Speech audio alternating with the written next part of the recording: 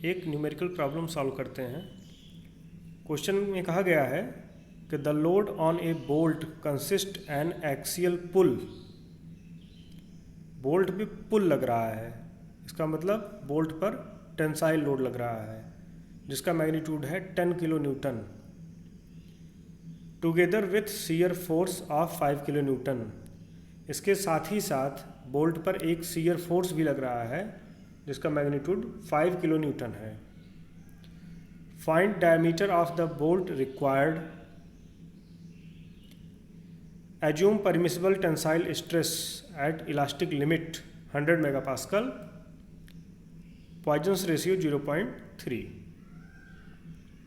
सबसे पहला काम हम ये करेंगे कि लोड की जो भी यूनिट किलो न्यूटन में है उसको न्यूटन में कन्वर्ट कर लेंगे। तो एक्सियल लोड कितना हो जाएगा,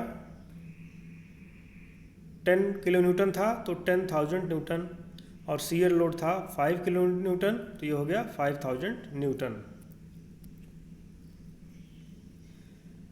इसके बाद हमने एज्यूम कर लिया कि बोल्ट का डायमीटर है d मिलीमीटर। फिर हम कैलकुलेट करते हैं कि इस पुल की वजह से कितना एक्सियल स्ट्रेस जो कि टेंसाइल नेचर का है जनरेट हो रहा है उस बोल्ट के ऊपर। Sigma equal to load divided by area. तो बोल्ट का क्रॉस सेक्शनल एरिया कितना होगा, π/4 d स्क्वायर।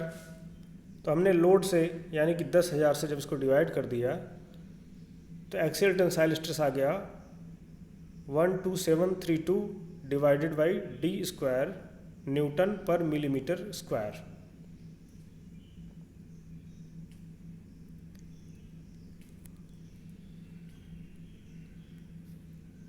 इसके बाद हम कैलकुलेट करेंगे कि शियर स्ट्रेस कितना लग रहा है।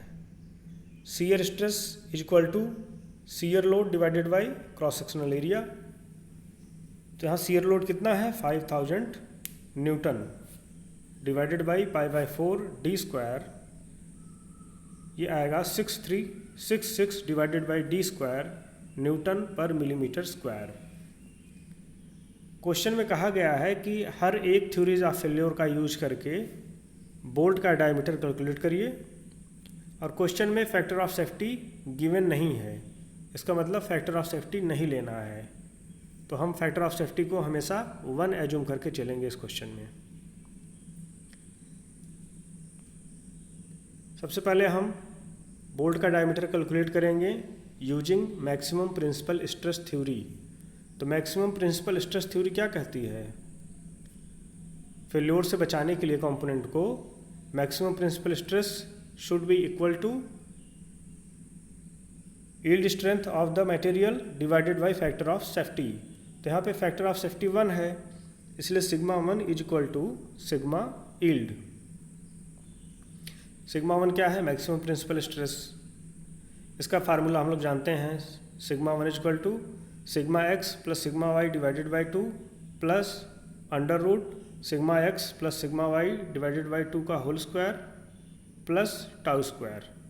लेकिन यहाँ पे वाई डायरेक्शन में कोई भी लोड नहीं लग रहा है, इसलिए जो फार्मूले में सिग्मा वाई की वैल्यू होती थी वो हर जगह यहाँ पे 0 हो जाएगी। तो फार्मूला क्या बचेगा, sigma 1 is equal to sigma by 2 plus under root sigma by 2 whole square plus tau square. हम लोग सिग्मा की वैल्यू और टाउ की वैल्यू डी के टर्म में कैलकुलेट कर चुके हैं। पूरी की पूरी वैल्यू यहाँ पे पुट करिए तो मैक्सिमम प्रिंसिपल स्ट्रेस आएगा 15368.88 डिवाइडेड बाई डी स्क्वायर। और ये थ्योरी क्या कहती है, ये किसके बराबर होना चाहिए, यील्ड पॉइंट के स्ट्रेस के बराबर, जो यहाँ पे क्वेश्चन में 100 दिया हुआ है, 100 न्यूटन पर मिलीमीटर स्क्वायर। इसको सॉल्व करेंगे तो हमको मिलेगा डायमीटर 12.39 मिलीमीटर, जिसको हमने अप्रॉक्सीमेट कर दिया है 12.4 मिलीमीटर।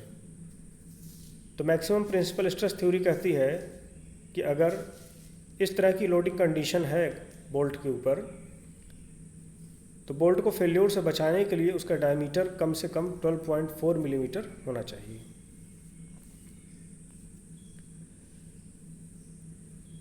नेक्स्ट थ्योरी का यूज करके हम कैलकुलेट करते हैं diameter of the bolt.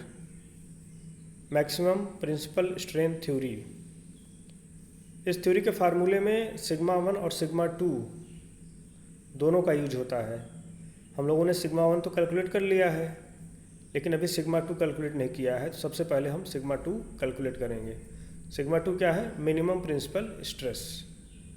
Sigma 2 equal to sigma by 2 minus under root sigma by 2 whole square plus tau square. Sigma की वैल्यू और टाउ की वैल्यू डी के टर्म में हमको मालूम है। सारी वैल्यूज पुट करिए तो सिग्मा 2 यहाँ आएगा negative 2636.88 divided by D square.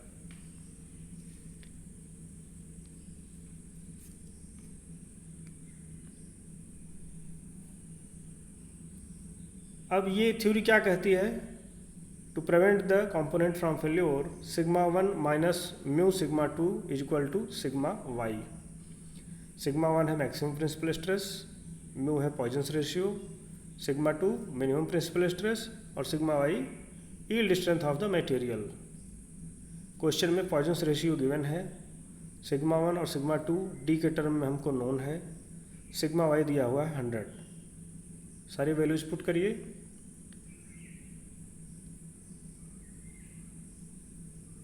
तो सिग्मा 1 की हमने वैल्यू पुट कर दी। सिग्मा 2 निगेटिव आ रहा था, फार्मूले में ऑलरेडी निगेटिव था, तो निगेटिव निगेटिव पॉजिटिव हो गया। फिर इस इक्वेशन को हम सॉल्व करेंगे तो यहाँ से डायमीटर आएगा 12.7 मिलीमीटर। तो मैक्सिमम प्रिंसिपल स्ट्रेन थ्योरी के हिसाब से इस बोल्ट का डायमीटर 12.7 मिलीमीटर होना चाहिए। हर एक थ्योरी के अकॉर्डिंग जो डायमीटर आएगा, डिजाइन डायमीटर, वो डिफरेंट आएगा। Third, according to maximum shear stress theory. Maximum shear stress theory क्या कहती है?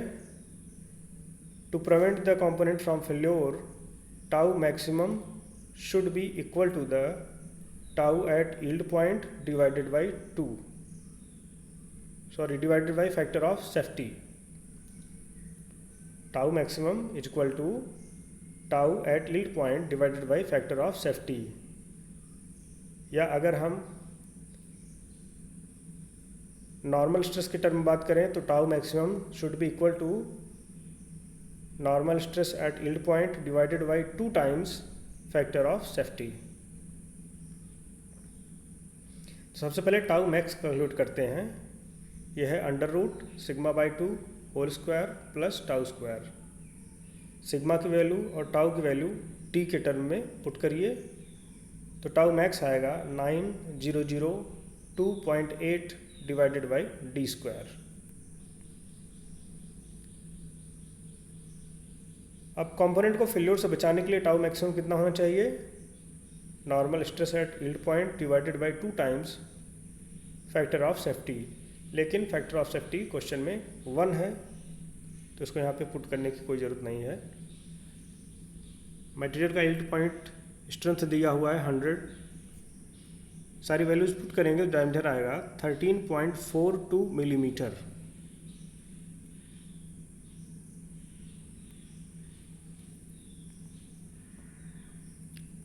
नेक्स्ट थ्योरी है according to maximum strain energy theory.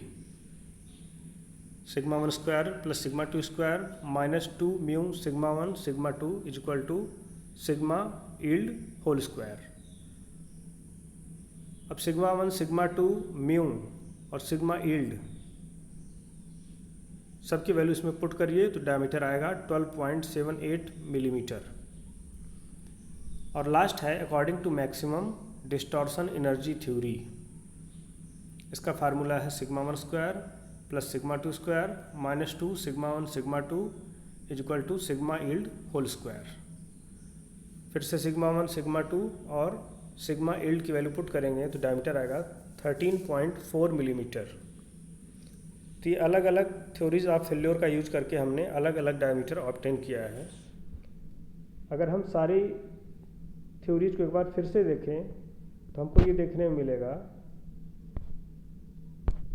कि जो मैक्सिमम डायमीटर होना चाहिए वो आ रहा है 13.42 मिलीमीटर, जो कि आ रहा है मैक्सिमम शियर स्ट्रेस थ्योरी के अकॉर्डिंग। बाकी सारी वैल्यूज जितनी भी डायमीटर की आई हैं डिफरेंट थ्योरीज ऑफ फेल्योर के अकॉर्डिंग, वो इससे कम है, 13.42 से कम है। तो अगर हमको डायमीटर कोई सेलेक्ट करना होगा तो हम मिनिमम डायमीटर सेलेक्ट करेंगे 13.42, क्योंकि अगर ये डायमीटर है तो किसी भी थ्योरीज ऑफ फेल्योर के हिसाब से वो कंपोनेंट फेल नहीं होगा, क्योंकि ये लार्जेस्ट वैल्यू है डायमीटर की।